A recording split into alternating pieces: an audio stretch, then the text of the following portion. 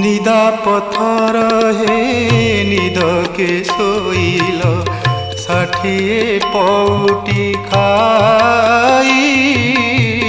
60 पौटी खाई अनाथ जनक डाकन शुणुछ अनाथ जनक डाकन शुणुछ